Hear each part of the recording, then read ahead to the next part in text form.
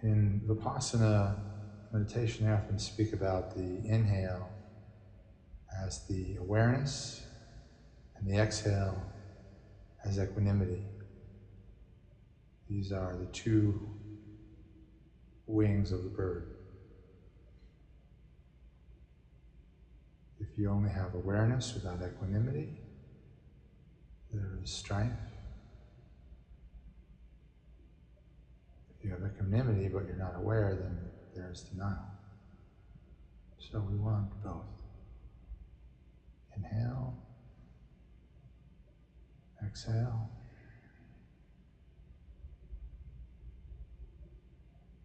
So I had prepared a lot of material and even was going to play a song that I had AI create about equanimity, but part of equanimity is accepting what is arising and letting go of your plans. Inhale, exhale. If we cling too much on our plan, even if it was a good plan, that can disturb equanimity. Inhale, exhale.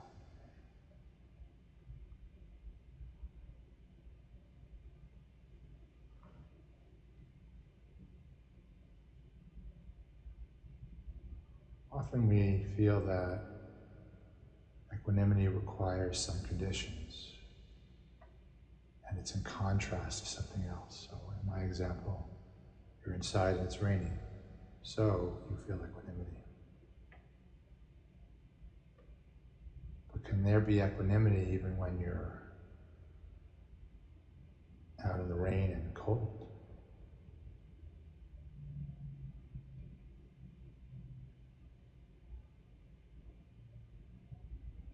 Because true equanimity isn't limited by having control over circumstances. If we need control, then we don't have equanimity. Inhale, exhale.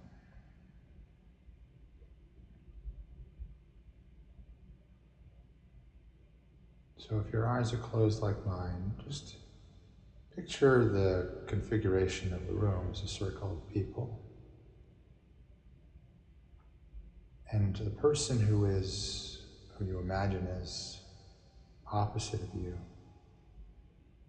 you can send them equanimity on the inhale and receive it on the exhale, or reverse it. But the idea is that you're sending and receiving, and you're assuming that that person is doing the same for you.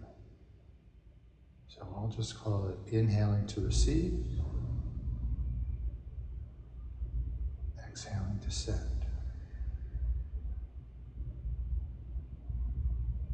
Just continue in silence the inhale and exhale, receiving and sending equanimity to the person that you imagine is directly opposite you.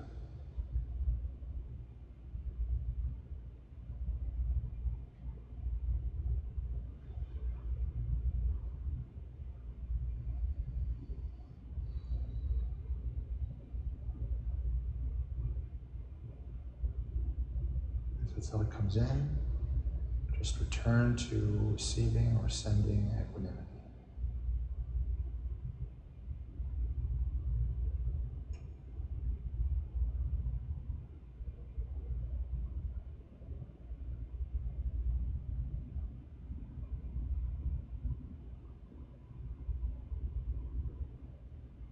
What you may notice is that thoughts want to offer you equanimity based on conditions, or they want to complain and point blame for what is blocking equanimity. They may blame you, another person, the world. That's fine, but our focus right now is just the breath, receiving equanimity from the person opposite you, and sending it back to them.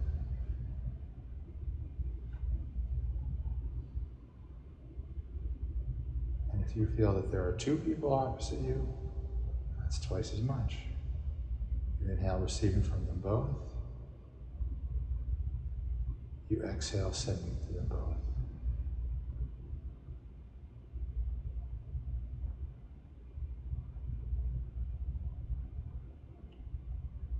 In the 8th century, there was a Buddhist named Shantideva who said that all of the joy in the world is from wishing happiness on others, and all of the suffering comes from wishing happiness on ourselves. Doesn't really fit our modern society, but when you're sending equanimity to the person or persons, you may notice that Shantideva may have had a point.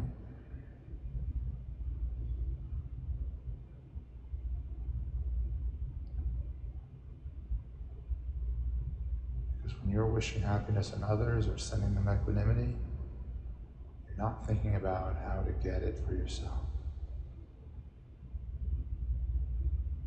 And then when you're receiving it from that person or person across from you, there's no thought or condition that's required. You're just taking it in.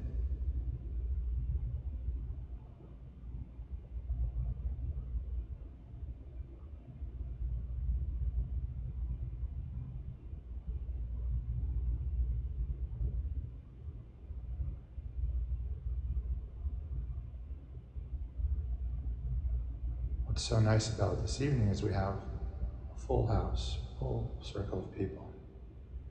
So the energy of equanimity can be very powerful. Now, rather than focusing on the person or persons opposite from you, picture yourself in the circle, and there's an arc going to your left, to that person opposite you, and there's an arc going towards the right direction. And there's roughly 3 people on each side of you, give or take. I can't remember exactly how many people, but it's a lot of people. On the inhale, you're receiving equanimity from all of those people on your left. Now you're sending it back to all those people on your left. Go the full circle, and you'll notice when you get through all the people, it comes back to you. Pulling it in from the full group, rotating to enter on your left side now. Sending it back, leaving your left side, going around the room, and coming right back to you on the right side.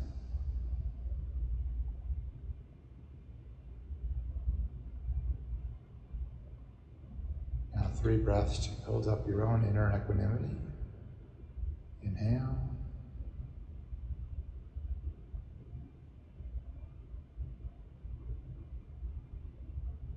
And when you're ready, you will send it out, that equanimity, that wishing happiness, to your right. It goes around to each person in the circle and comes back to you on the left side of your body.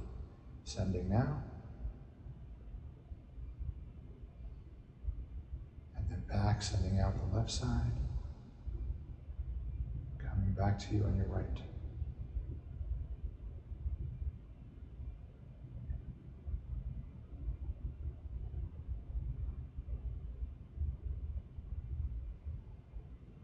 Now just focus on the person to your left. You're wishing them happiness, you're sending them equanimity. A thought comes in, go back to sending equanimity to that person. Don't focus on what you're receiving, only focus on what you're sending.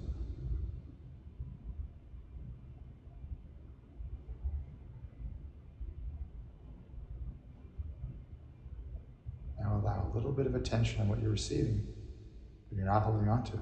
You're passing it on.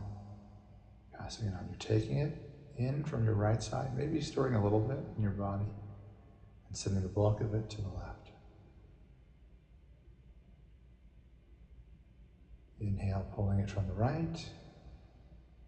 Exhale, sending it to the person on your left.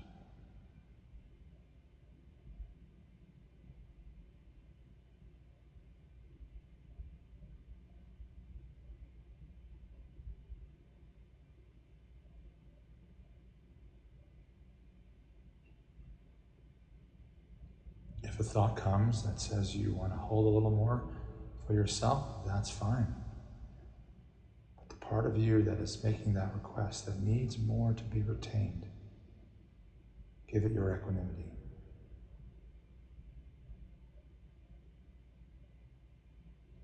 So you hold on to as much as you want from the right. You pass on as much as you can to the left.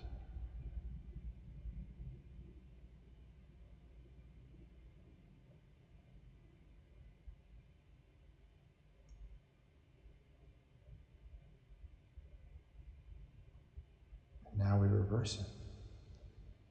The person on your left is sending your equanimity, and you're passing it on to the person on the right.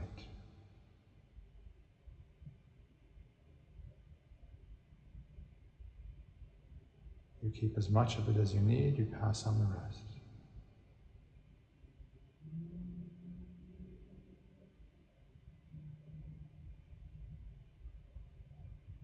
You pass it on the right, you're wishing that person happiness.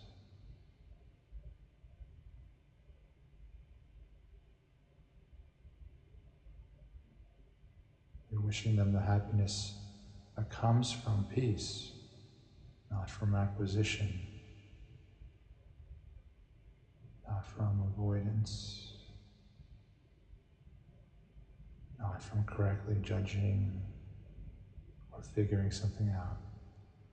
This is the happiness that has no reason.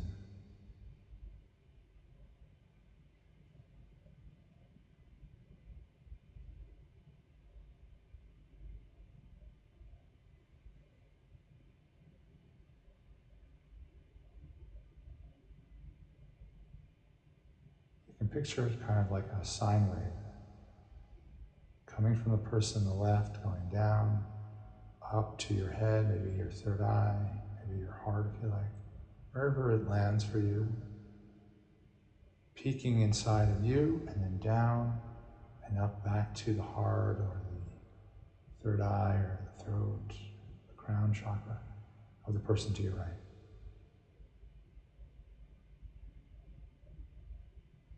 So there's this circular sine wave going from person to person around the room. Use your imagination. You can see this string moving between each person, leaving your right side, coming back to you on the left side.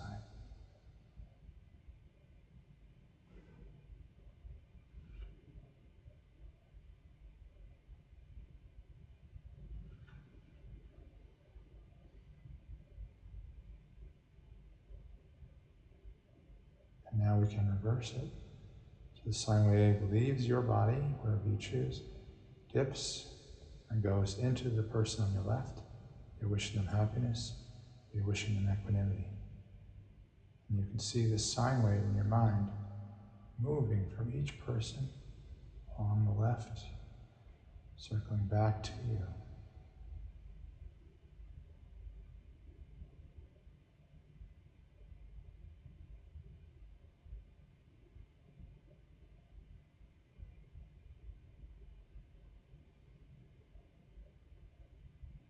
We are now halfway through the meditation, so we will now take this equanimity and use the same transmission to parts of the body. So pick one of your feet, your left foot or your right foot. We'll get to them, both of them. It's what everyone feels like it's ready to go first. Inhale equanimity up from the left foot into the rest of your body. It spreads out to your fingers, to your head, to your shoulders. And then send it back with the exhale to the left foot or the right foot, whichever foot you chose.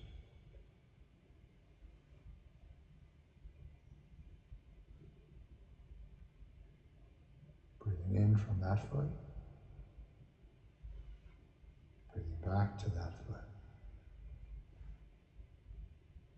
That foot doesn't have any reason, it just is.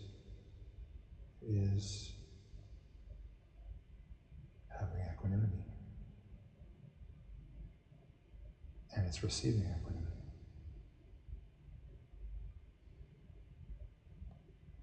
Give thanks to that foot, then choose the other foot. Take in equanimity from that foot to the whole body, fingers, head, shoulders. Send it back to the foot.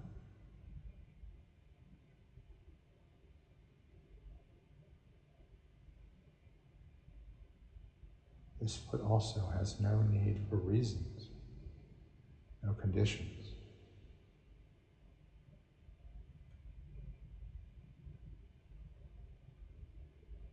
Now choose one of your hands.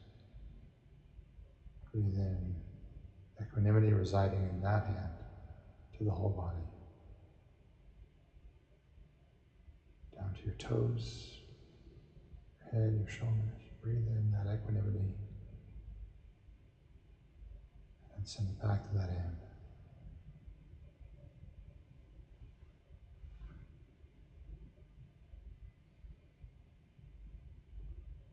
And choose the other hand. Breathe in equanimity that resides in that hand to your whole body. Down to your toes, your head, your shoulders. And then with the exhale, send equanimity back to that hand.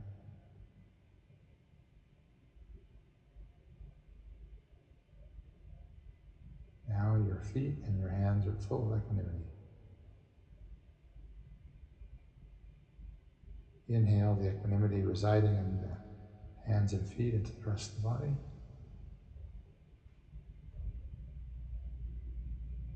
Send it back to the hands and the feet with the exhale.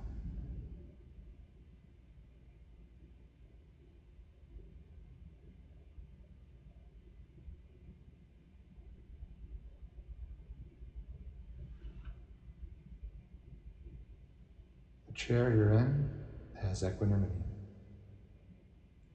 It has a job, and it's performing that job very well. It's keeping you from collapsing to the floor.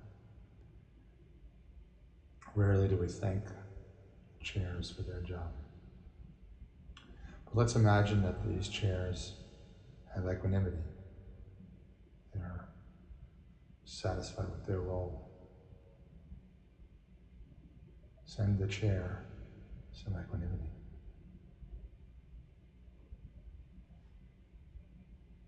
And take some equanimity back from the chair.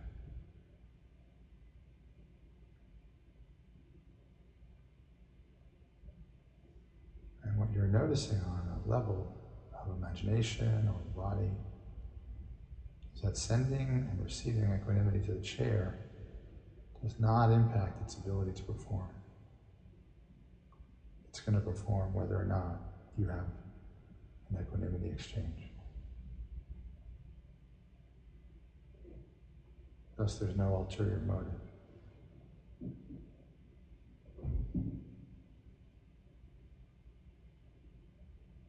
We can send equanimity to ourselves or to other people without any agenda, without any in order to. It has a pure quality to it.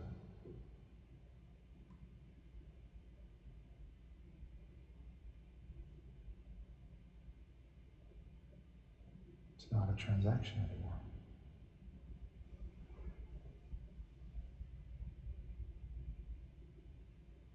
If you can, send equanimity to the people in the room without any expectation that they know or behave any differently as a result of it.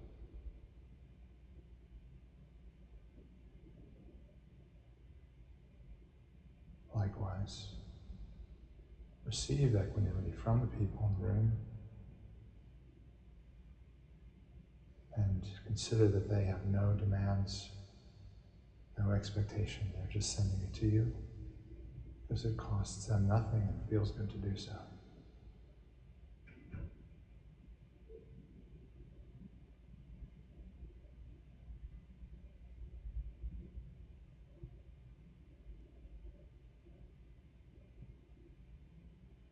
Let us imagine that this building is full of equanimity. As you inhale, take equanimity from this building. As you exhale, send it back to this building.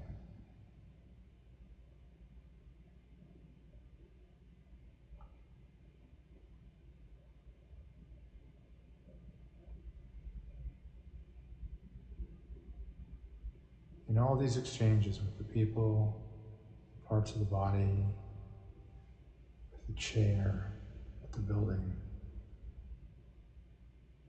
there were no conditions. There was no in order to. There was no concept. There was no judging. There was no figuring out. There was no image.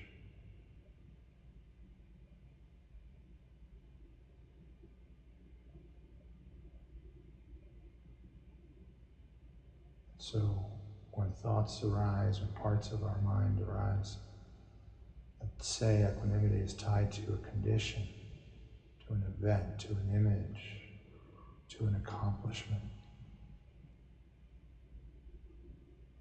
We can consider that we have experienced sending and receiving equanimity that was not based on any of those things.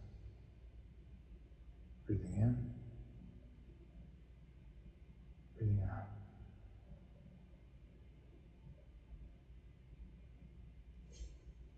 There is a large amount of equanimity in this town. Yes, there's other things too, but there's equanimity in all the buildings and the cars and the people, the happy pets, the growing trees. Inhale to take in that equanimity. Exhale to send out equanimity.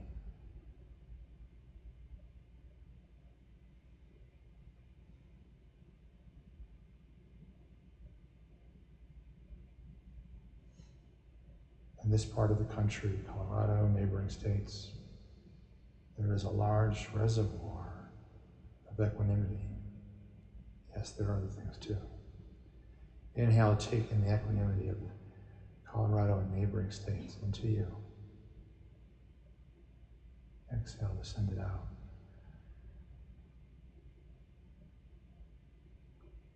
Inhale to take in equanimity of this hemisphere. Exhale to send it out. Inhale to take in the equanimity in the 7 seas. Exhale to send it out. All of the billions of people on this planet, all of the mammals and the insects and the plant life, the birds and the reptile and the amphibians.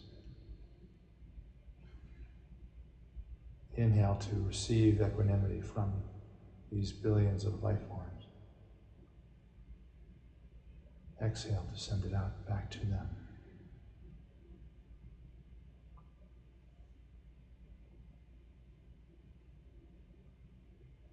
Imagine you are now floating above this planet.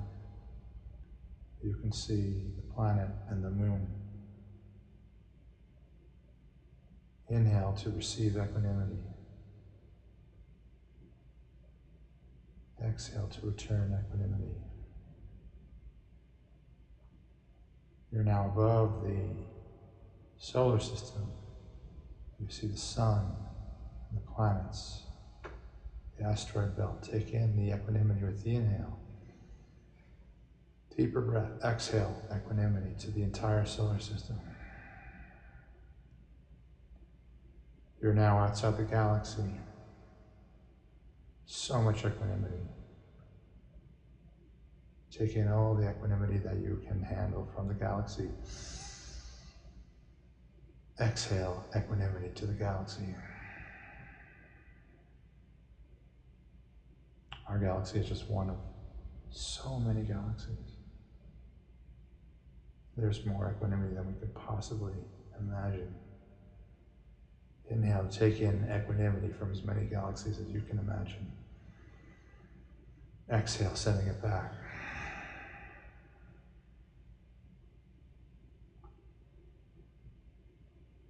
For the final 4 minutes,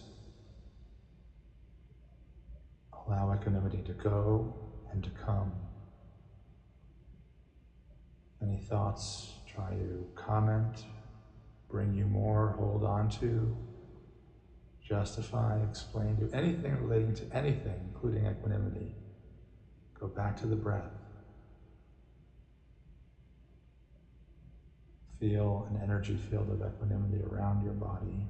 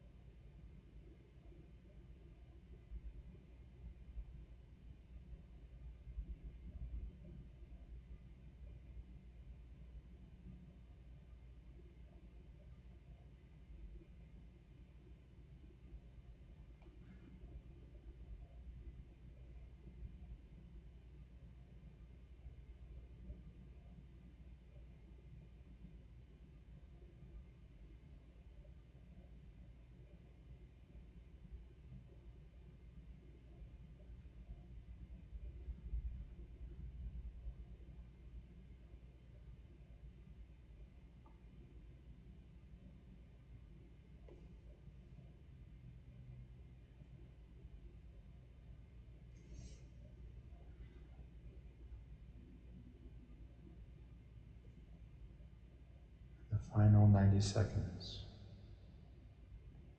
If you felt the energy of equanimity during this meditation, you can be in a state of equanimity about how much of it stays and how much of it goes in the minutes and hours and days to follow. If the equanimity was blocked, see if you can find equanimity about that. Consider that equanimity is not just when things go our way. The true test of equanimity is, can we send it and receive it when things don't go our way?